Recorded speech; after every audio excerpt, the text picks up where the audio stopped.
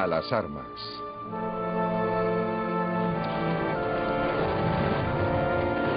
La Primera Guerra Mundial empezó casi por accidente y terminó de forma similar. Ha sido el conflicto más destructivo hasta la fecha. Murieron más soldados británicos, franceses e italianos durante la Primera Guerra Mundial que durante la Segunda.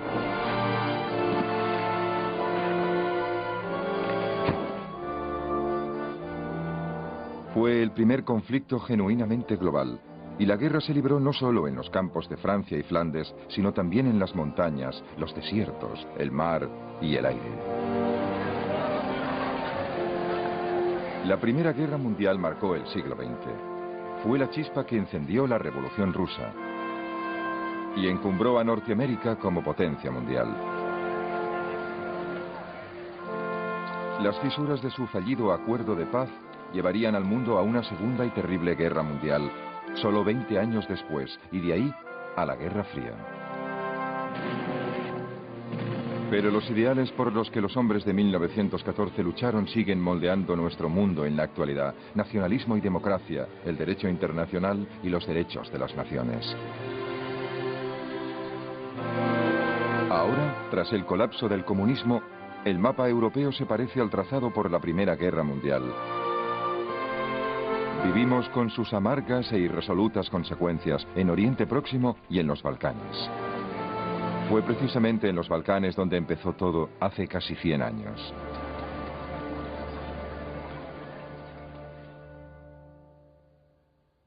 A principios del siglo XX, y también a finales, los Balcanes demostraron ser la zona más inestable de Europa. Aquí, 3 grandes imperios se disputaron el poder y la influencia: el austrohúngaro, el ruso y el otomano.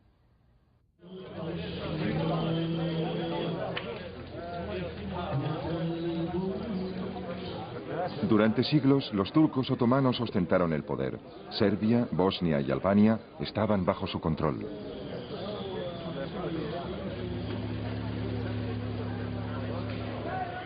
Construyeron más de 80 mezquitas en Belgrado, Serbia, pero a principios del siglo XX solo quedaba esta.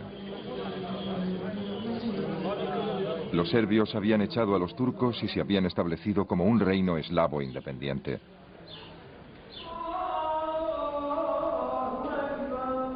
Pero en la misma frontera serbia había un enemigo aún mayor del nacionalismo eslavo: el Imperio Austrohúngaro. Los turcos del sur se han marchado, pero nuevos enemigos llegan por el norte y son más alarmantes y peligrosos que los viejos rivales. Quieren arrebatarnos nuestra libertad, nuestra lengua. Quieren doblegarnos.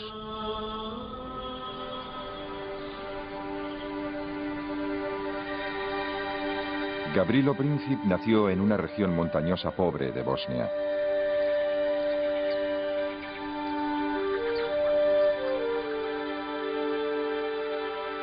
Su casa fue destruida durante la Guerra de los Balcanes en 1990. Sus iniciales, grabadas en 1909, son una de las pocas pruebas que hay de que vivió aquí. Un año antes, los austrohúngaros, el enemigo que Princip quería destruir, habían arrebatado el control de Bosnia a los turcos.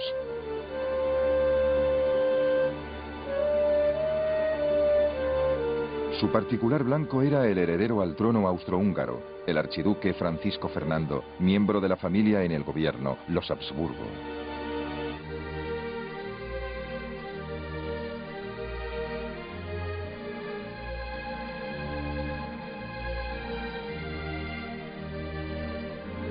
Aquella extraordinaria potencia, conocida como la monarquía dual austrohúngara, no era tanto un imperio, un reino o un estado como una propiedad personal de los Habsburgo, cuyo talento hereditario para la anexión de tierras se puede ver en el mapa de la Europa de hoy.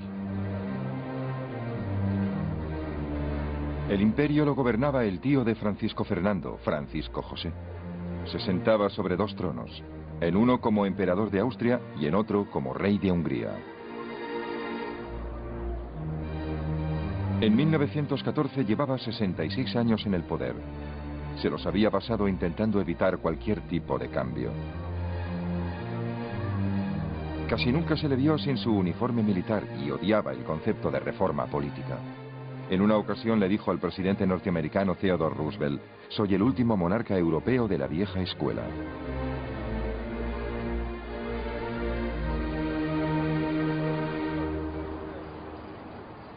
Austria-Hungría era una pieza crucial para la seguridad europea, un imperio multinacional que mantenía la paz en las fronteras de Occidente. Su capital, Viena, era uno de los grandes centros cosmopolitas de Europa. El imperio que creó a hombres de la talla de Freud, Mahler, Schiller, Kafka y Strauss. Agrupaba al menos 10 nacionalidades distintas, no solo a austriacos y húngaros, sino también a checos, eslovacos, polacos, rumanos, italianos, croatas y bosnios. El Ministerio del Exterior británico preparó una guía para establecer quién era quién. Teutones, antieslavos, vigorosos y desagradables.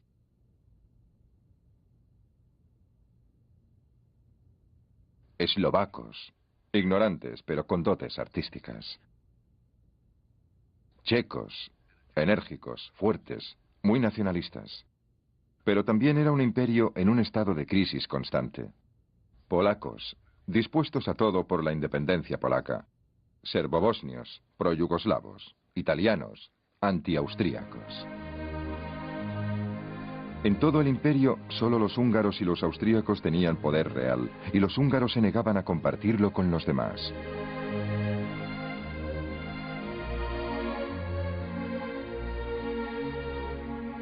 Para países como Serbia, Austria-Hungría era una prisión de naciones, un estado represor y antidemocrático que pisoteaba la identidad de sus gentes.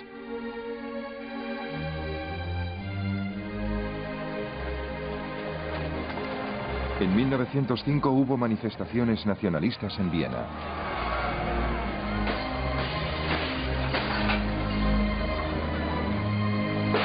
En 1912 disturbios en Budapest. En 1914 ya había habido revueltas étnicas en casi todos los puntos del imperio austrohúngaro. Los parlamentos locales fueron suspendidos provisionalmente y se enviaron tropas para restaurar el orden.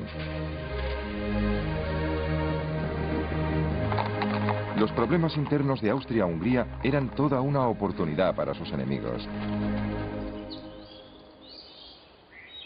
Serbia quería independizarse del imperio. Recibió con agrado las manifestaciones nacionalistas, sobre todo en Croacia y en Bosnia. Respaldada por la Rusia eslava, Serbia se veía a sí misma como la única esperanza de independencia para los eslavos que vivían bajo el yugo extranjero en los Balcanes. Querían unirlos en un único estado eslavo del sur, Yugoslavia.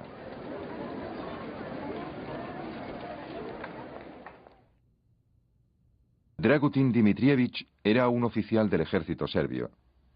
Se oponía a toda relación amistosa con Austria. La ciega sumisión a la voluntad de Austria es una vergonzosa traición a los valores serbios.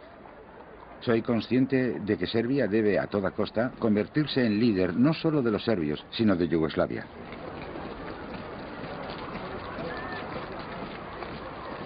Dimitrievich creía que asesinando a los monarcas llegaría el cambio político. De hecho, esta táctica ya le había funcionado en el pasado. En 1903 había dirigido una revolución palaciega. Durante la misma ordenó matar al antiguo rey de Serbia, demasiado afín a Austria para gusto del ejército, y entronó a uno nuevo. La muchedumbre hacía gala de una alegría exultante. La gente lucía flores y hojas en sus sombreros. Habían decorado las ventanas con banderas, flores y guirnaldas. Belgrado era una fiesta. El resto del mundo estaba horrorizado ante el sangriento golpe de Estado en Serbia. Serbia fue tildada de Estado corrupto. Según un ministro de Asuntos Exteriores, era un nido de revolucionarios. Solo 2 países enviaron embajadores a la coronación del rey Pedro: Rusia, el mayor aliado de Serbia, y Austria, su peor enemigo.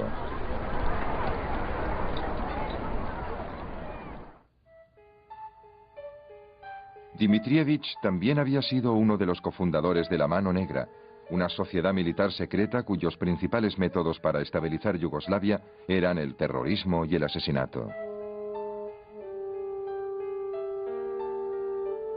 Se decía que estaba detrás de los asesinatos de varios líderes militares y ministros del gabinete austrohúngaro. Supuestamente también había intentado matar al emperador Francisco José. A él nunca se le veía, pero se sabía que todo era obra suya.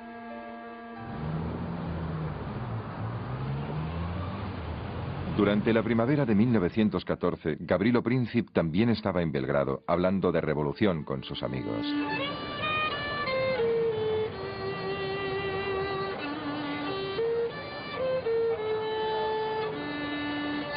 Un día, estos jóvenes bosnios oyeron que el archiduque Francisco Fernando iba a visitar Sarajevo en junio. Había llegado el momento de pasar de las palabras a los hechos. Tuvieron la suerte de que sus planes llegaron a oídos de Dmitrievich y de la Mano Negra.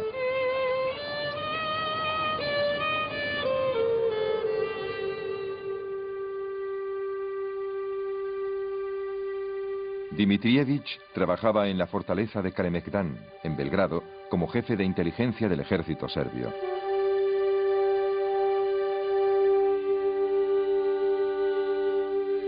La primavera de 1914, el comandante Voja Tankosic, otro miembro de la Mano Negra, entró en su oficina con una pregunta. Hay un grupo de chicos bosnios dándome la vara. Quieren hacer algo grande, a cualquier precio. Han oído que Francisco Fernando va a venir a Bosnia y me han suplicado que los deje ir. ¿Qué dices? Ya les he dicho que no pueden ir, pero es que no me dejan en paz. Francisco Fernando iba a ir a Bosnia a participar en unas maniobras del ejército austrohúngaro en las colinas a las afueras de Sarajevo.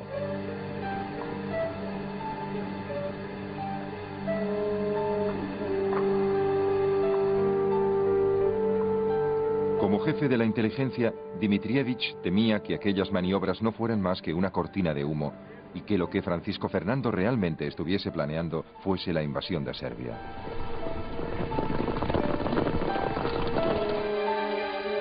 Como líder de la Mano Negra, creía que cualquier cosa que desestabilizase a Austria-Hungría era buena para su amada Serbia. El plan de Príncipe de asesinar a Francisco Fernando le vino como anillo al dedo. De acuerdo, dijo. Déjales ir.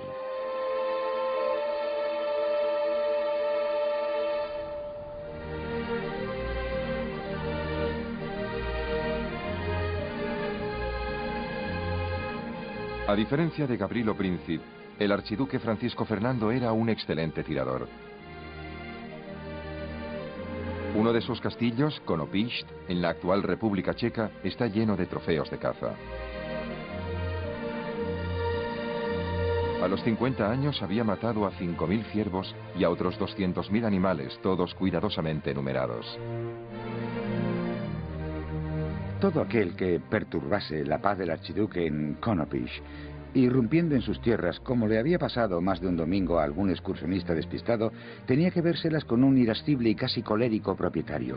Francisco José amenazaba con disparar a cualquiera que se atreviese a poner el pie en sus tierras por segunda vez. En 1914, Francisco Fernando era emperador en la reserva. Todos sabían que su tío no podía tardar en morir. Hasta su retrato oficial estaba listo. Aparecía en él con las estrellas y la faja que solo el emperador podía llevar. No tenía tiempo para las convenciones y el protocolo que rodeaban la corte vienesa. Desafió a su tío contrayendo matrimonio con Sophie Hotek, que no tenía sangre real.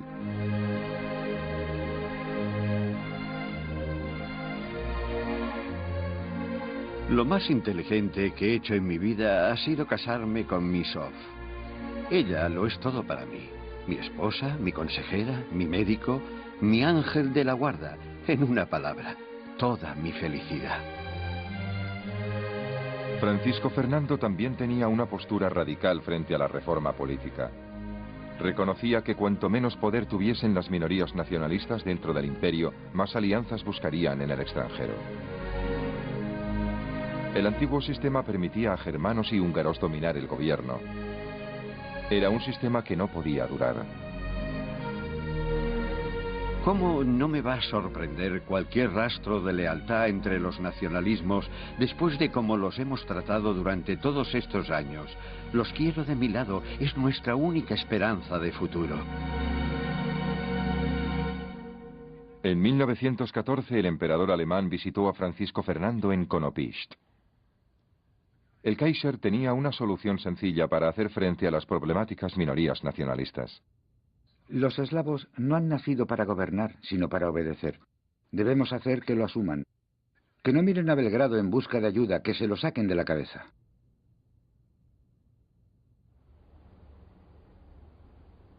Pero Francisco Fernando tenía una idea mejor. Creía que la reforma política era la mejor manera de asegurar la continuidad del multinacional imperio austríaco y de proteger su futuro como emperador. Había dibujado un mapa en el que se veía cómo el imperio de los Habsburgo se podía convertir en los Estados Unidos de la Gran Austria. Pero por encima de todo, Francisco Fernando quería evitar la guerra en los Balcanes. Una noche hizo un brindis después de la cena. Por la paz. ¿Qué sacaríamos de una guerra contra Serbia? Muchos jóvenes perderían la vida y gastaríamos un dinero al que podríamos dar mucho mejor uso. ¿Y qué ganaríamos, por el amor de Dios? Unos cuantos ciruelos, algunos pastos llenos de excrementos de cabra y un montón de asesinos rebeldes. Gavrilo Princip cruzó la frontera entre Serbia y Austria-Hungría por aquí, por el río Drina. Remó hasta la isla Isakovic, donde había un puesto de guardia serbio. Los soldados le ayudaron a llegar vadeando hasta Bosnia.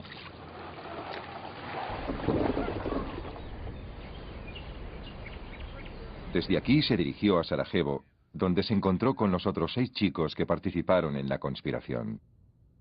El comandante serbio Tankosic les había suministrado 4 pistolas, 6 bombas y pastillas de cianuro, por si los atrapaban. Ya estaban en Sarajevo cuando Francisco Fernando llegó a las afueras de la capital, el 25 de junio. Decidieron atacarle 3 días después, durante su trayecto en coche desde la estación del ferrocarril hasta el ayuntamiento. Uno de los chicos estaría apostado en el primer puente de esta carretera. Príncipe y los demás cubrirían el resto de la ruta. Francisco Fernando escogió muy mal la fecha de su visita. Sarajevo estaba lleno de banderas para la ocasión. El 28 de junio era el Día Nacional de Serbia, fecha en la que naturalmente un Habsburgo podía convertirse en el blanco de todas las iras, tal y como previese el embajador serbio en Viena. Su visita será motivo de un gran malestar. Algún joven serbio podría cambiar las balas de fogueo de su arma por proyectiles cargados y disparar contra él. Yo recomiendo que el archiduque Francisco Fernando no vaya a Sarajevo. Pero los austríacos se tomaron a risa los temores del embajador. La mañana del 28 de junio, Francisco Fernando y Sofi llegaron en tren a Sarajevo. A pesar de las advertencias, las medidas de seguridad eran escasas. No había soldados en las calles, tan solo un puñado de policías.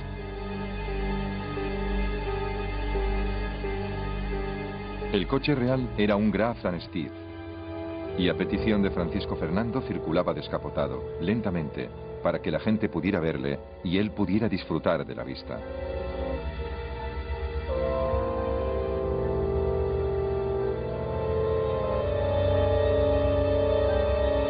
Cuando el cortejo cruzó el primer puente, el conspirador apostado en el mismo lanzó su bomba. Sentado frente a la pareja real estaba Oskar Potionek. La explosión tuvo lugar inmediatamente después de que la archiduquesa gritase al conductor: «Sigue, acelera». Estaba seguro de que el coche no había sufrido desperfectos y el archiduque comentó con mucha calma: «Siempre pensé que algo así podría ocurrir». La bomba había rebotado fuera del coche, haciendo explosión tras él y causando heridas a 2 oficiales y a algunos espectadores. Francisco Fernando paró para interesarse por los heridos antes de dirigirse apresuradamente hacia el ayuntamiento. Allí, el alcalde de Sarajevo empezó su discurso oficial de bienvenida. El archiduque le interrumpió. Señor alcalde, ¿para qué tanto discurso? Vengo a Sarajevo en visita amistosa y me tiran una bomba. Esto es intolerable. Hasta el momento, los planes de los jóvenes bosnios habían salido muy mal. Francisco Fernando estaba vivo y se habían reforzado las medidas oficiales de seguridad. Gavrilo Princip volvía a casa cuando se paró en la esquina de la calle Francisco José a comprar un sándwich. Entonces su suerte cambió. Francisco Fernando ya había abandonado el ayuntamiento. Tendrían que haberle llevado a lo largo del río y a la suficiente velocidad como para impedir a cualquier otro asesino hacer blanco.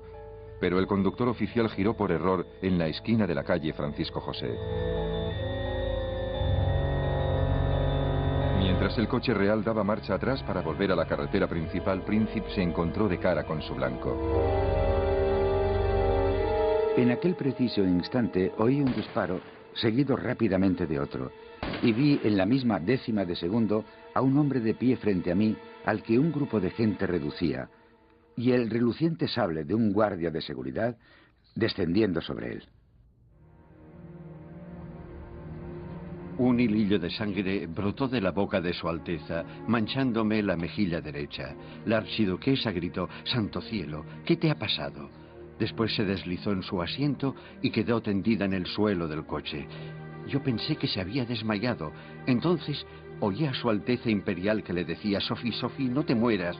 Vive por nuestros hijos». Le pregunté si le dolía mucho y me dijo claramente: «No es nada». Francisco Fernando y Sophie murieron camino del hospital.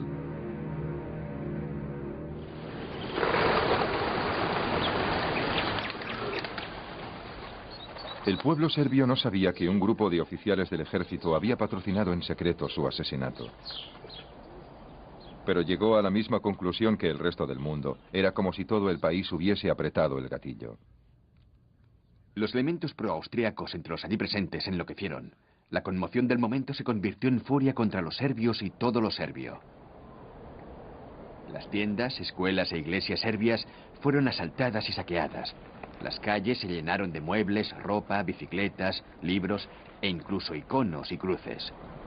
Un sinfín de objetos destrozados se amontonaban en las cunetas.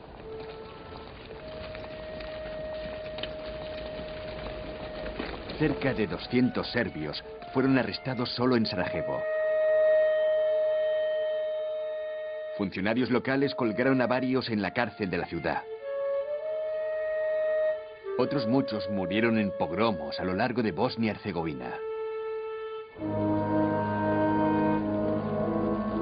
Los funerales de Francisco Fernando y Sophie tuvieron lugar en Viena el 4 de julio. Oskar Potiorek ya había escrito al ministro de Asuntos Exteriores, exigiendo que Austria-Hungría se vengase de Serbia. Debemos aprovechar la primera oportunidad para asestar un golpe demoledor a Serbia. Solo así tendrá nuestra monarquía unas décadas de calma interna. Serbia debe aprender a temernos de nuevo.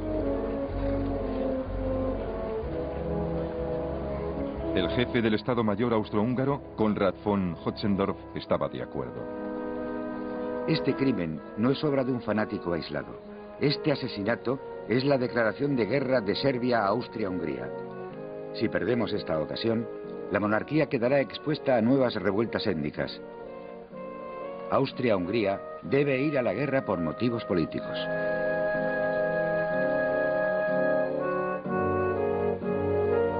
En vida, el príncipe heredero siempre había defendido la coexistencia pacífica con Serbia. En cambio, su muerte se había convertido en un motivo para declararle la guerra.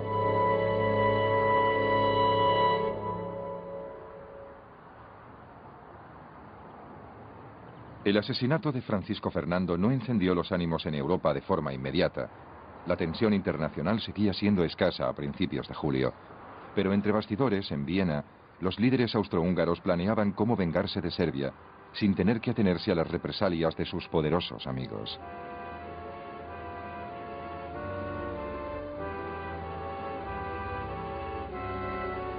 Incluso antes del asesinato de los archiduques, el jefe del Estado Mayor, Konrad von Hotzendorf, había forzado la guerra contra Serbia en al menos 20 ocasiones.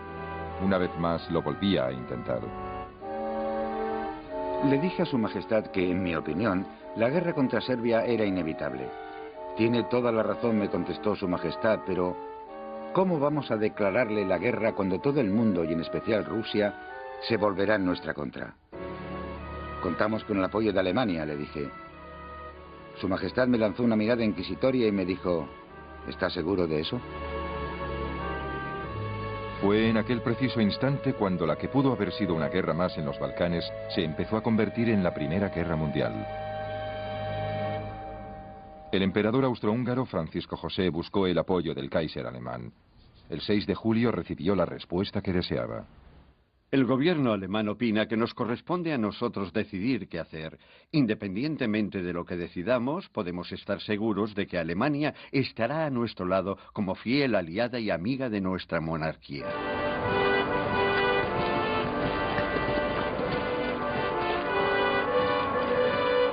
La crucial decisión de Alemania de apoyar a Austria se tomó sin pensar en las consecuencias. Ni el Kaiser ni sus líderes políticos y militares se tomaron la molestia de averiguar qué tenía Austria-Hungría en mente. Fue un descuido insólito, ya que nada en los Balcanes ocurría de forma aislada.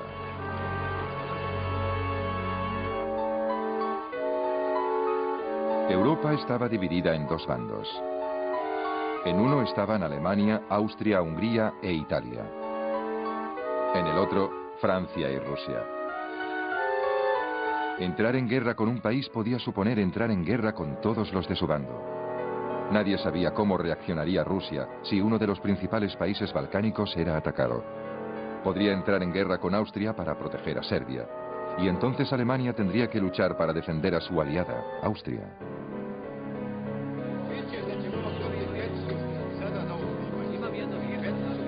Los alemanes creían que a lo mejor Rusia se mantenía al margen.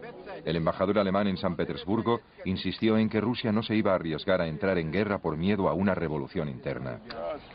El ministro de Asuntos Exteriores alemán llegó a la conclusión de que Austria solucionaría sus problemas con Serbia discretamente. El canciller alemán Bethmann Hollweg se mostró casi tan confiado como él.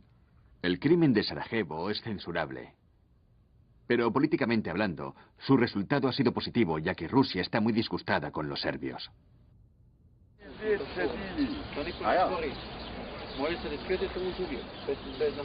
Fue el apoyo incondicional de Alemania lo que empujó a Austria a seguir adelante. Lejos de precipitar al mundo intencionadamente hacia la guerra de 1914, Alemania la alentó por pura incompetencia e ingenuidad. El Kaiser estaba tan convencido de que no había guerra que se fue de vacaciones.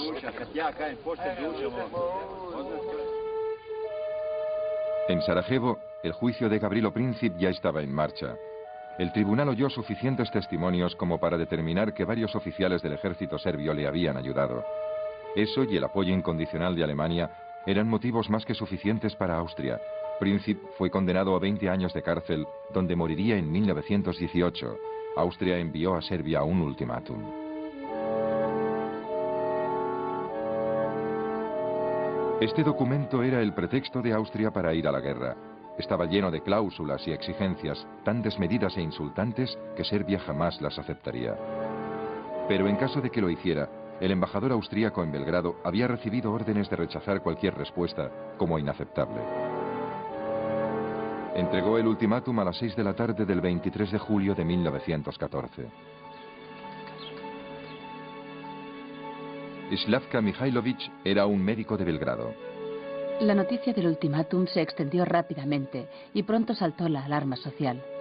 Las calles y los bares estaban abarrotados de gente ansiosa. Todo el mundo se preguntaba cuál sería la respuesta de nuestro gobierno, si evitaría una nueva guerra.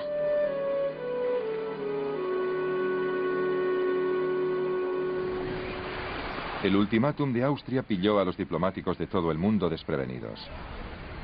El gobierno, la prensa y la opinión pública en Francia se han llevado una sorpresa inconcebible. París está desierta. Todos los embajadores, menos uno, están fuera de la ciudad. El embajador italiano está en Irlanda.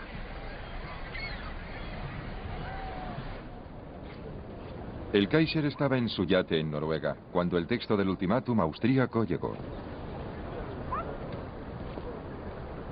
El Kaiser subió a cubierta como de costumbre después del desayuno. Yo todavía tenía el radiograma en la mano y me dijo, un mensaje alto y claro para variar. Ya lo creo, le contesté, pero significa que habrá guerra. Tras lo cual el Kaiser comentó que Serbia jamás se arriesgaría a entrar en guerra. Puede que no se hubiese arriesgado por sí sola, pero el 24 de julio el príncipe regente serbio, Alexander, telegrafió a Rusia en busca de ayuda. En San Petersburgo, el ministro de Asuntos Exteriores ruso habló sin tapujos con el embajador británico. Austria no habría actuado de forma tan agresiva sin el consentimiento de Alemania. Confío en que el gobierno británico se pondrá del lado de Francia y Rusia sin más dilación. Rusia estaba convencida de que las intenciones de Alemania eran belicistas. El 26 de julio llamó a filas a los reservistas. Este fue el segundo paso decisivo hacia la Gran Guerra, tal y como el ministro de Asuntos Exteriores británico Edward Grey vaticinase el 28 de julio. A partir del momento en que el conflicto deje de ser entre Austria, Hungría y Serbia y afecte a otra gran potencia, la situación culminará en la mayor catástrofe vivida hasta la fecha en el continente europeo. Austria-Hungría le declaró la guerra a Serbia aquel mismo día. Los primeros disparos de aquella guerra se dispararon desde aquí, la fortaleza austríaca de Zemun, al otro lado del río, en Belgrado. En plena noche, el comandante Voja Tankosic hizo que los de la Mano Negra volasen el único puente del ferrocarril. Las ventanas se rompieron en 1000 pedazos y el suelo se llenó de cristales. Los pacientes empezaron a gritar. Se oyó otra explosión. Y otra más. Entonces era cierto. La guerra había empezado.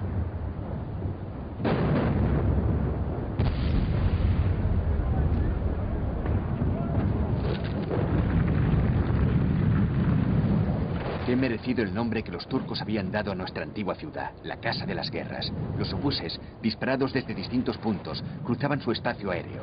Los austríacos tenían unas armas muy peculiares, las llamaban monitores, y eran pequeñas lanchas costeras armadas con artillería pesada que disparaban en todas las direcciones y daban vueltas en torno a Belgrado como perras rabiosas. Seguía siendo una guerra entre Austria-Hungría y Serbia. Y el 29 de julio, mientras los obuses caían sobre Belgrado, hubo un último intento para que así siguiera siendo. Una serie de telegramas de última hora cruzaban Europa, del zar al Kaiser, de primo a primo. Querido Willy, se ha declarado una guerra innoble a un país débil. La indignación en Rusia es enorme. Querido Nicky, estoy ejerciendo mi máxima influencia sobre los austríacos. Espero y confío en que me ayudarás a... Querido Willy, mis tropas no protagonizarán acciones instigadoras. Pero para entonces la crisis ya no estaba en manos de políticos y monarcas. Estaba en manos del ejército. A partir del momento en que Rusia movilizó a su ejército, los generales alemanes supieron que también había llegado su hora.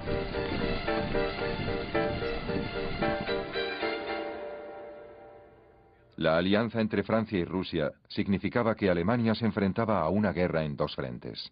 Su única esperanza era llegar a un acuerdo con Francia en el oeste antes de que los principales ejércitos rusos la invadiesen por el este. No había tiempo para esperar a ver qué pasaba. Para Alemania la movilización rusa era sinónimo de guerra.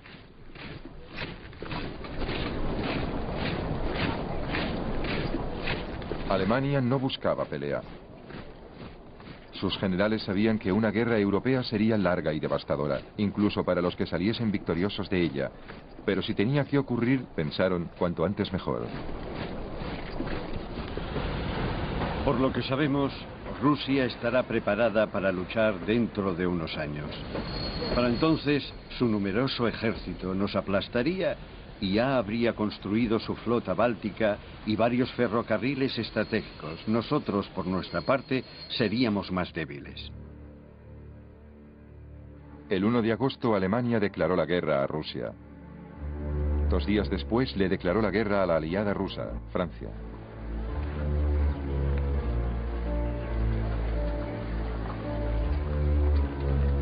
En toda Europa, 10 millones de hombres se disponían a luchar. A pesar de las bandas y el patriotismo de bandera, muchos fueron a la guerra a regañadientes. ¿A dónde vamos? ¿A Francia? ¿A Bélgica? ¿A Oriente? En la estación la gente se despedía, algunos pañuelo en mano. Pensé en mi mujer y en mi hijo, que se quedaban solos en casa. Era como si una terrible sombra se cerniese sobre mi alma.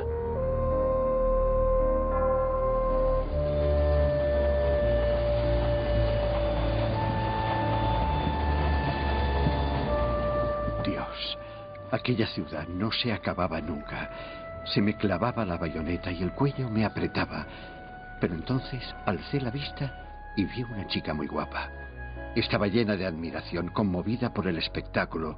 Entonces me di cuenta que debíamos tener buen aspecto y marchar erguidos. Marchábamos al ritmo del estridente acero, aunque a donde íbamos te matan, te desfiguran, te destrozan y te mutilan. Mis camaradas, a lo largo de toda la formación, sacaban pecho en cuanto la veían.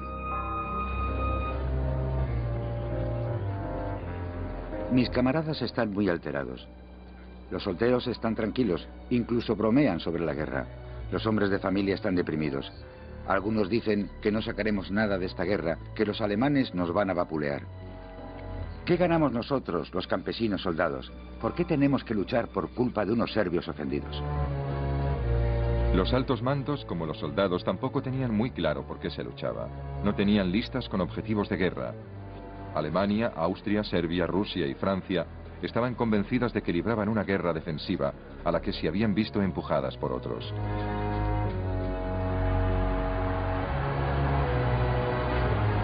La única gran potencia europea que seguía al margen era Gran Bretaña.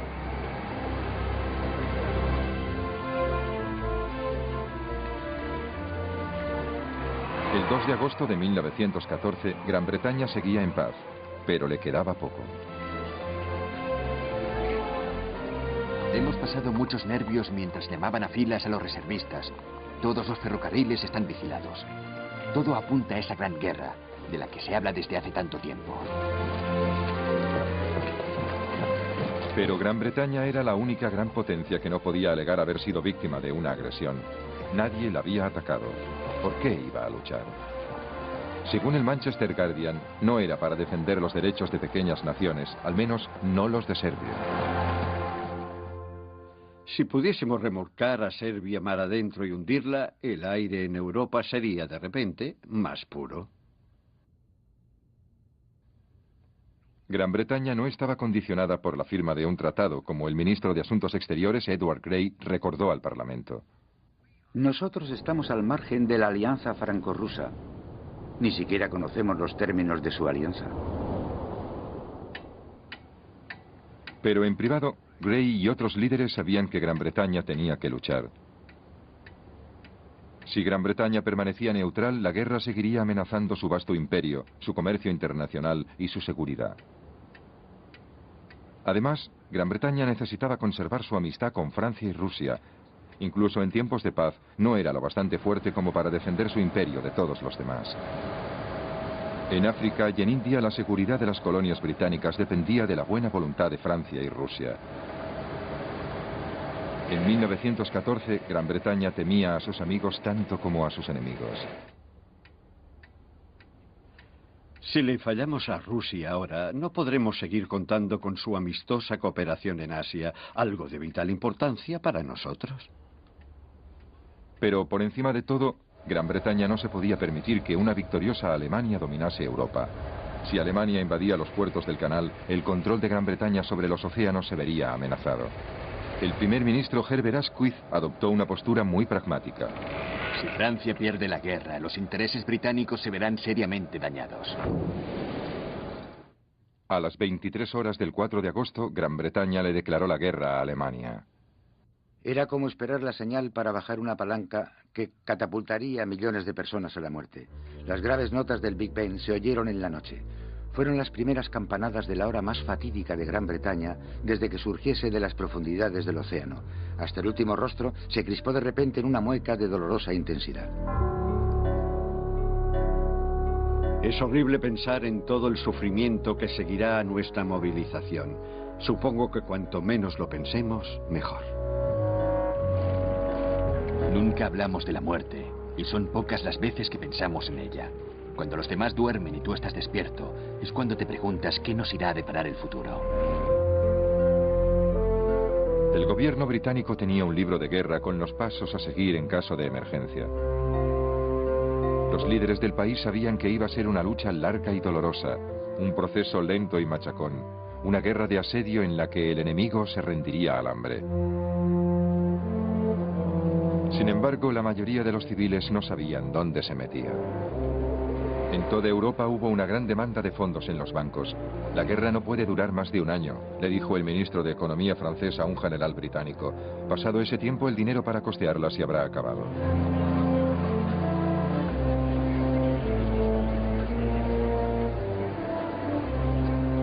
La mayoría de la gente esperaba que Gran Bretaña, con la flota más grande del mundo, librase una guerra naval. El ministro de Asuntos Exteriores tranquilizó a la nación. Nosotros, con una flota poderosa, a priori capaz de proteger nuestro comercio, nuestras costas y nuestros intereses, no sufriremos mucho más si vamos a la guerra que si permanecemos al margen.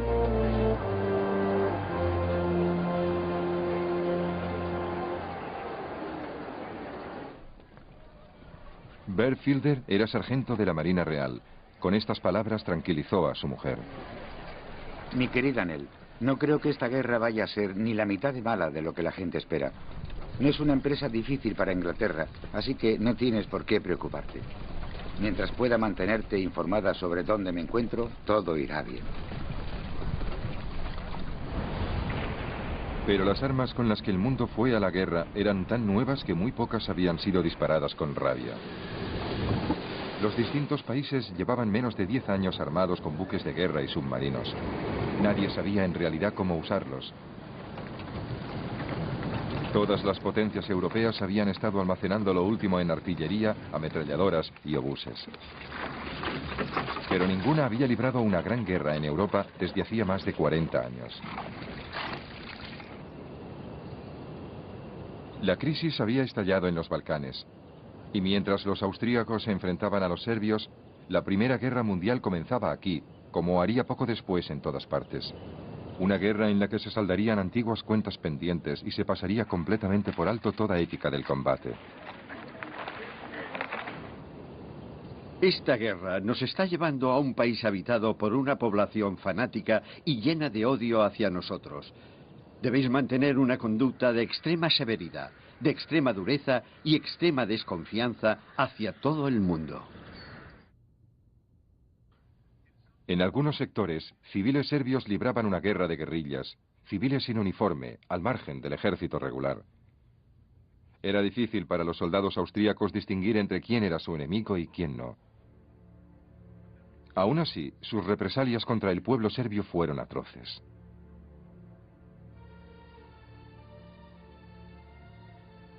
Esta fue una guerra de nacionalidades, de razas.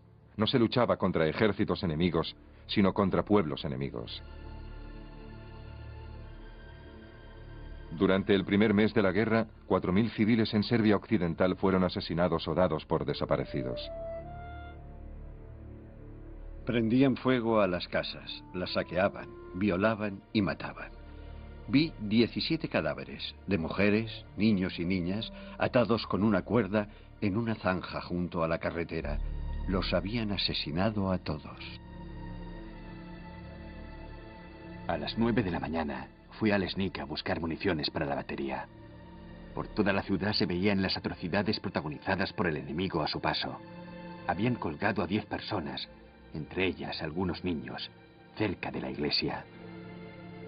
Había unas 100 personas, todas degolladas en la estación del tren. Un espectáculo dantesco.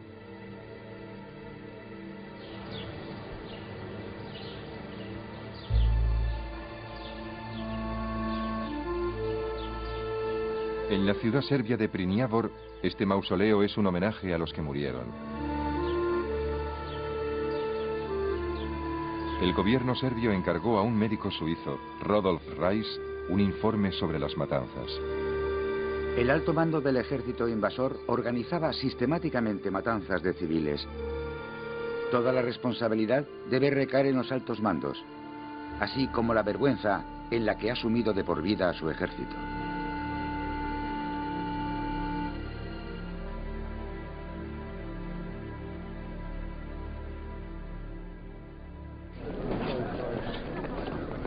Austria-Hungría se mostró mucho menos despiadada cuando llegó el momento de enfrentarse al ejército serbio. Aquello también marcó una pauta de comportamiento durante la guerra. Fue un anticipo de la debilidad militar que marcaría la relación de Austria-Hungría y Alemania. Esta fue una guerra en la que los hechos en un frente tenían una repercusión directa en otro.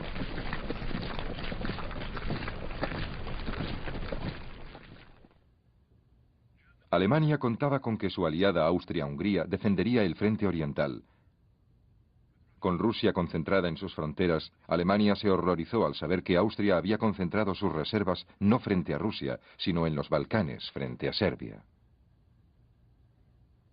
Mientras tanto, el principal ejército serbio marchaba desde el sur hacia el norte, engrosando sus filas a medida que ascendía. El 12 de agosto, por fin se encontró con los austríacos en el monte Ser.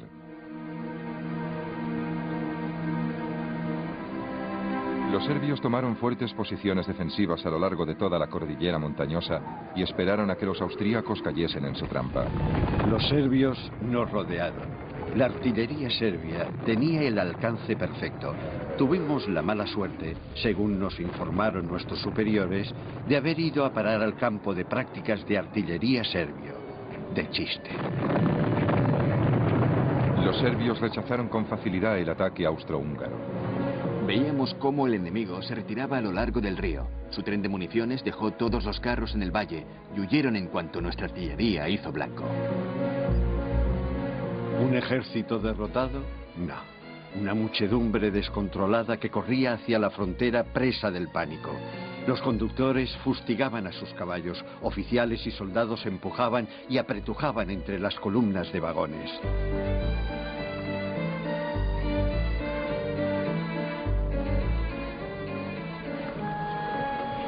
Prisioneros austrohúngaros capturados durante la primera victoria aliada de la guerra. Austria creyó que Serbia iba a ser una victoria fácil, una venganza rápida por la muerte de Francisco Fernando. Sin embargo, Serbia había dispersado al ejército austríaco. Las victorias de 1914 costaron a Serbia 130.000 hombres. No murieron en vano, dice la inscripción de este mausoleo en memoria de los muertos serbios. Todos los países aprendieron que nada en aquella guerra iba a ser fácil, rápido o limpio. En el frente occidental, un conductor de ambulancias francés le escribió esto a su hijo. ¿Piensas alguna vez en tu padre, caminando día y noche sobre campos arados, acostumbrándose a que estallen obuses por todas partes? Me gustaría mucho saber de ti. ¿Qué tal el cole? No pierdas mucho el tiempo estudiando la geografía de Europa. Creo que está a punto de cambiar.